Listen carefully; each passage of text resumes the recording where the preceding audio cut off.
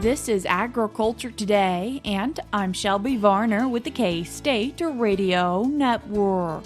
Starting the show is a cattle market update from Tyler Cozzens, Director of the Livestock Marketing Information Center. He recaps the recent cattle on feed and livestock slaughter data.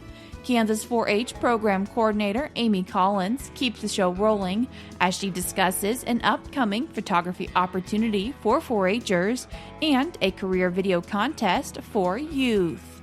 A segment of Faces in Agriculture with Kim Baldwin, who is involved in agriculture in McPherson County, in today's show as she shares about her operation and how they have tried new avenues. That and more is coming up ahead on Agriculture Today.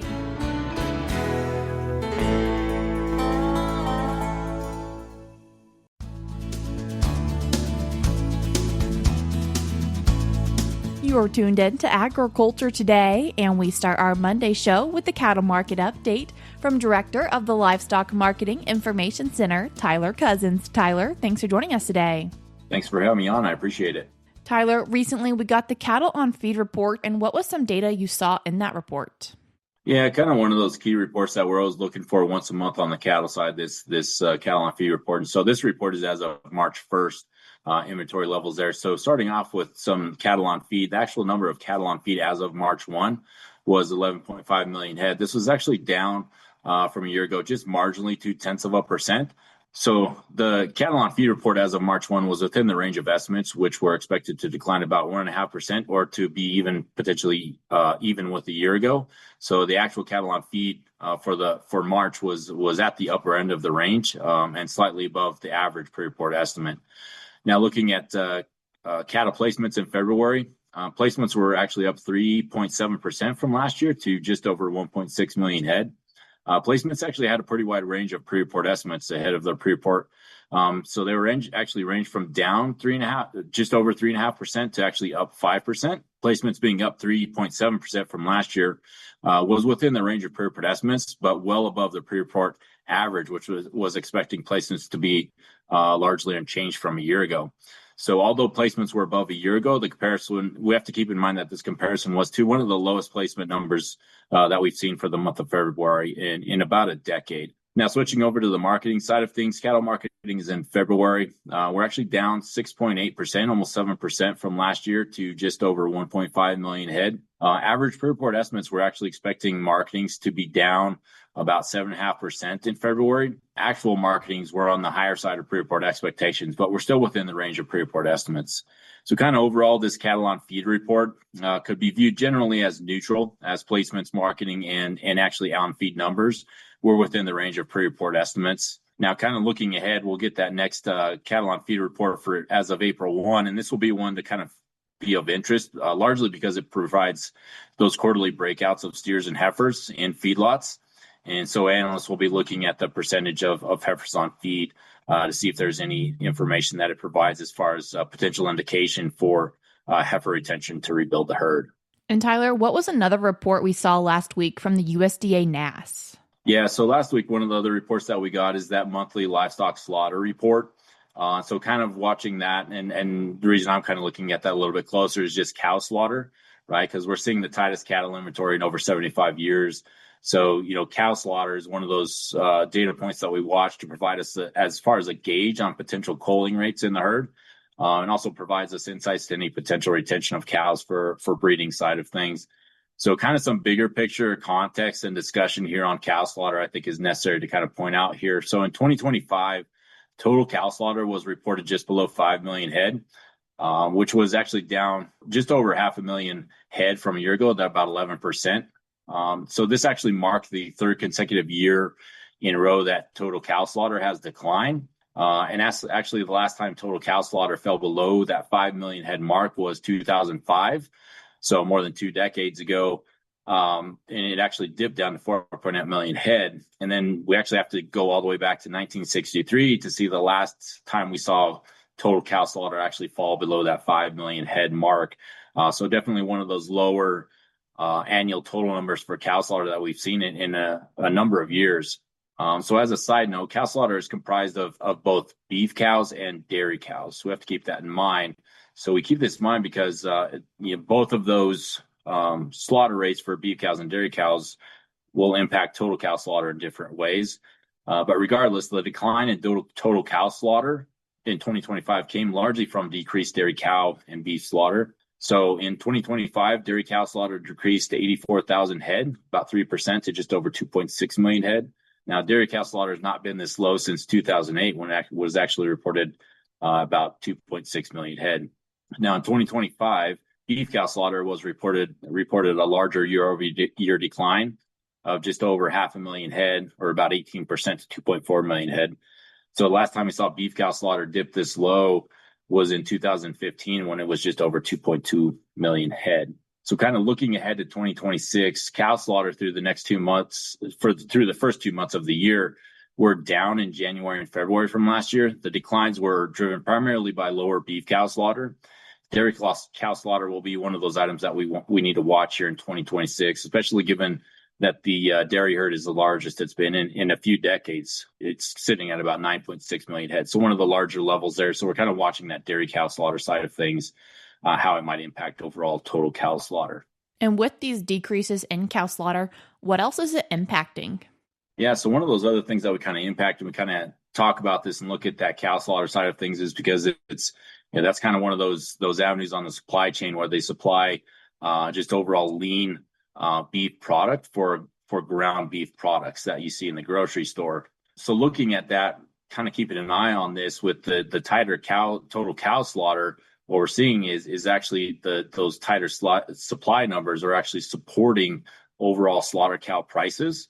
So looking specifically at the Southern Plains slaughter cow price, recent prices have actually been tracking between $160 to about $170 per hundredweight since the start of the year. That's actually an increase of about $20 to $40 per hundredweight from last year, and more than double the 5-year average price. So these slaughter cow prices are starting the year off strong, and they're largely being driven by a stronger boxed cow beef value as well at that wholesale level. Boxed cow beef value has actually been tracking above a year ago levels. Actually, since the start of the year, the boxed cow beef value has gone from about $312 to $334 last week, which is an increase of $22 per hundredweight in just over 2 months.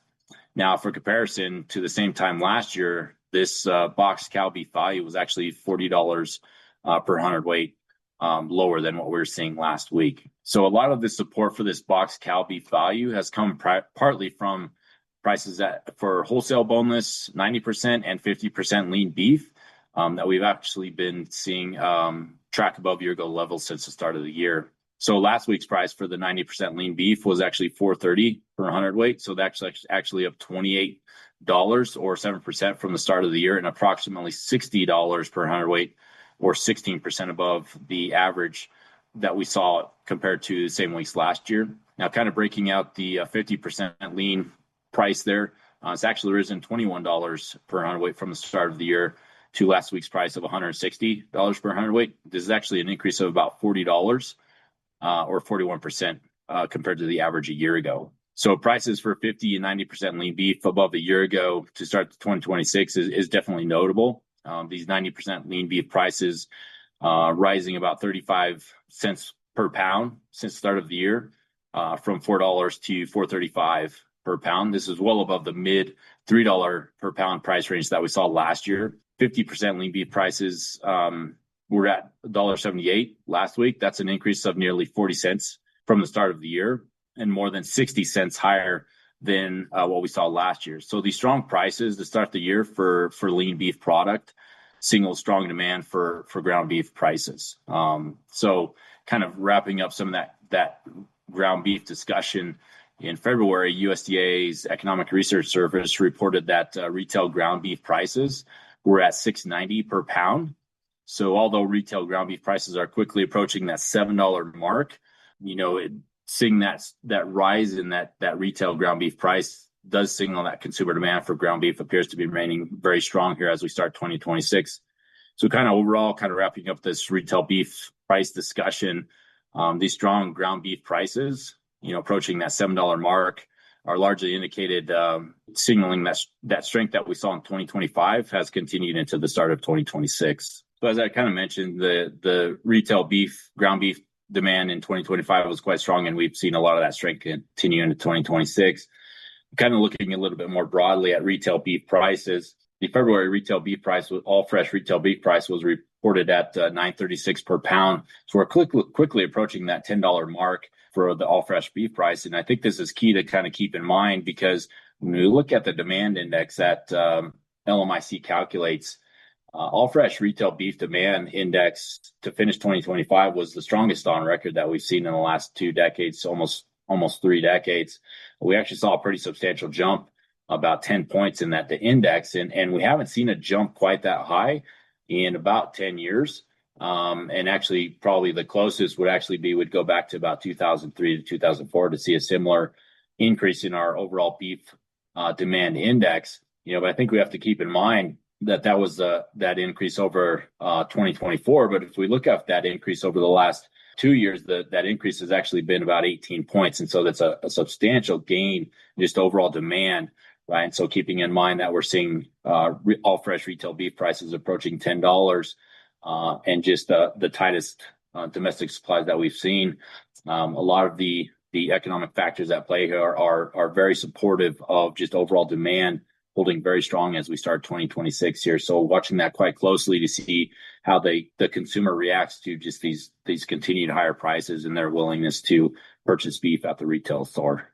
Tyler, I appreciate you taking the time to join us today. Thank you, Shelby. I appreciate it. That was Director of the Livestock Marketing Information Center, Tyler Cozzens. We're cutting to a short break now, but we'll be right back.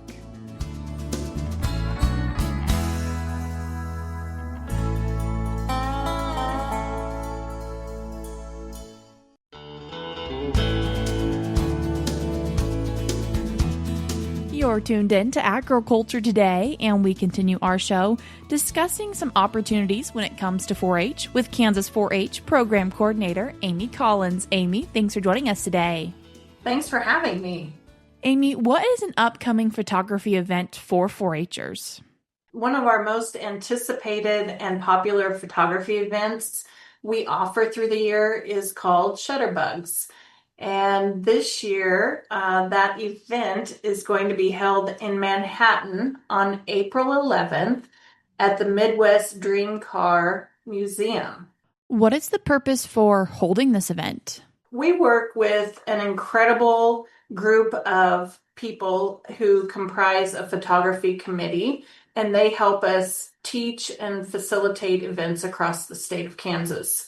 They also are integral to our Kansas State Fair display each year and the judging that takes place at the fair. So they are, when I say they're all in, they are all in, and we couldn't do the photography project without them. So at any rate, this year they decided that the Dream Car Collection Museum would be a great place to hold this event. And then our photography committee puts on workshops throughout the event to teach kids skills like just basic camera operation, photo composition, black and white photography. But then there's some really cool creative opportunities that they teach with like kaleidoscopes, how to take pictures through a kaleidoscope. They use colored glass and marbles for another session. And then this year, 2 of the guys on our photography committee are going to highlight how to take detail photography of the cars at the museum. So I don't know a lot about that, but as you can imagine, the museum houses 65 unique and rare vehicles. And so I'm thinking polished chrome, tires, that kind of thing. They're going to learn how to photograph the unique details of those vehicles. That's kind of a new initiative this year, so it's exciting. Do they also have the opportunity to receive feedback as they're practicing taking these pictures? Yes, most of them will use their phones to do the photography, but we also offer 20 DSLR cameras that they can check out for the event, and the photography committee members will give them feedback and kind of show them different angles or a different way to, set their cameras so they can take better photos. So yeah, instant feedback. Do youth have to be enrolled in the photography project to be able to come? For this particular project event, they do need to be enrolled, and registration is open now. We'll take registration up until the end of March. So they can either contact their local extension office for information on how to register, or they can go to kansas4h.org and find their way to the photography page where we have event registration. Can you remind us about what day and time this is taking place? Yeah, this event will take place on April 11th in Manhattan from 8:30 to noon. Is there any cost for this event? There is a registration fee of $25 per 4-H member. Family members and younger siblings can attend at no charge. I might add too that we have resources the kids will be able to take home. There's going to be door prizes and a few giveaways as well. Amy, and another cool opportunity for 4-H youth, this one involving a video contest. And how can youth get involved in this? In 2025, Kansas 4-H partnered with Higher Paths to help our 4-H youth research and connect with career opportunities within their 4-H projects. But before I dive into the contest details, I just want to tell you a little bit about our partnership with Higher Paths. Higher Paths launched in 2021 as a Kansas-based marketing campaign to introduce youth and families to high-demand careers right here in Kansas, because we want our Kansas kids to live, work, and enjoy being here in Kansas. Since then, Higher Paths has expanded to a YouTube channel and Kansas PBS programming, highlighting careers in Kansas with youth in mind. So they've worked across industry sectors with businesses and professionals to highlight amazing jobs available right here in Kansas. And that's where we decided we needed to partner with Higher Paths so we could offer a contest called Cool Careers 4-H Edition. The basics of the contest require that 4-H youth select a career related to a 4-H project. Then they research that career, interview someone in that particular industry, and create a short video highlighting the required skills or educational pathways and workforce opportunities within that career. So through this learning process, youth strengthen their skills, which include communication, career exploration, digital literacy, and the ability to connect project learning to real-world career pathways. Last year, some of the careers our 4-H members researched for the Cool Careers contest were things like feedlot management, a personal chef, animal nutritionist, ornithology, which is the study of birds. I hope I said that correctly, and vet medicine. So they were able to research a range of careers within their projects. And why do you feel like this is something really important as we think about our youth in 2026? So without a doubt, 4-H has always helped prepare youth for work and life. But in today's world, our youth are facing challenges that we could not have even imagined 10 years ago. One of the statistics that came out of a recent study determined that 85% of the jobs available in the year 2030 haven't even been invented yet. Another statistic was that 77% of employers say focus less on traditional school subjects and more on real-world skills like creative thinking, resilience, flexibility, adaptability. All of those are going to be key. I was talking to someone just across the hall from my office the other day. I said, what do you think is important for our kids? And she said, soft skills. So through our Beyond Ready initiative, we have what we call 3 bold goals to reach by 2030. We want to increase traditional 4-H enrollment through community clubs by 10%. But we also want to increase non-traditional 4-H enrollment by 10%, which means reaching those kids in after-school programs or school enrichment activities. And third, we want every youth in Kansas to have a 4-H experience during their childhood. And that's where this Cool Careers video contest comes into play.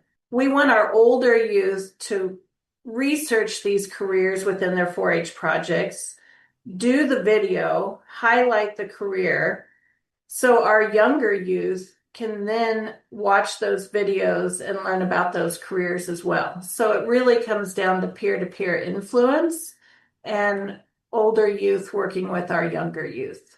So for this cool career 4-H video contest, other than hopefully some good education, what else could participants potentially get out of it? So this year, we're kind of upping the ante a little bit because we had early success last year.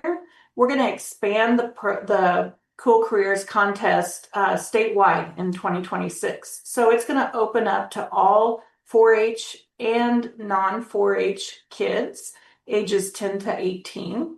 Because, like I said, we want every kid in Kansas to have a 4-H experience. So we're opening it up to everyone. Some of the enhancements to the contest include promoting it statewide. We're also going to hold an award celebration at the Kansas State Fair to recognize the youth's achievement. And probably the most enticing addition to the contest is that we have prize money to offer this year. So we'll be giving prize money for the top 5 videos this year.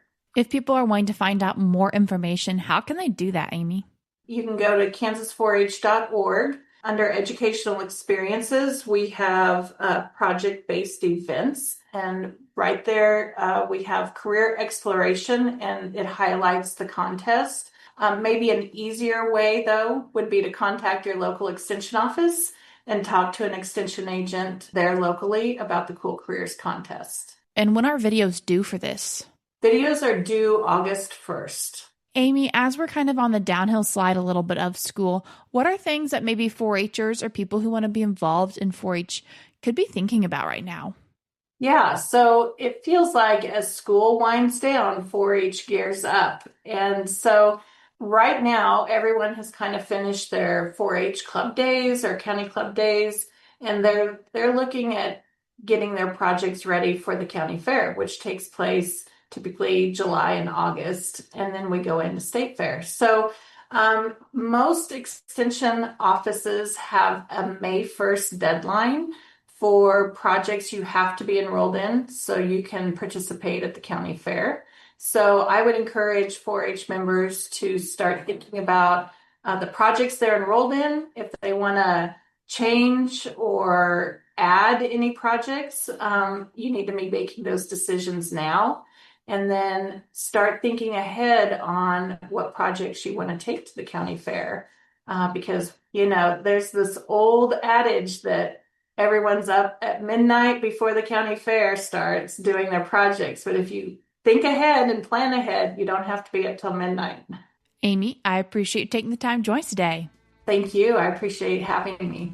That was Kansas 4-H Program Coordinator Amy Collins. We're cutting to a short break now, but we'll be right back.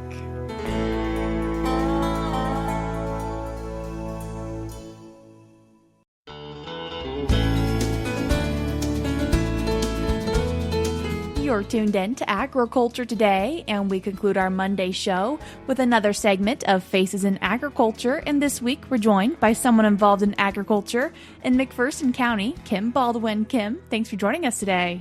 Thanks so much for having me, Shelby. Kim, can you tell us a little bit about your involvement in agriculture?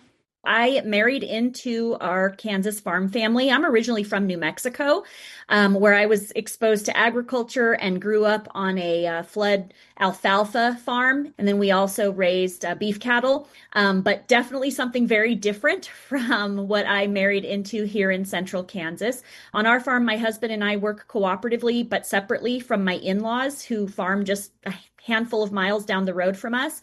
We are primarily a dry land operation, although we do have some irrigated ground. Main crops include sorghum, wheat, corn, soybeans, and popcorn, along with some cattle and sheep.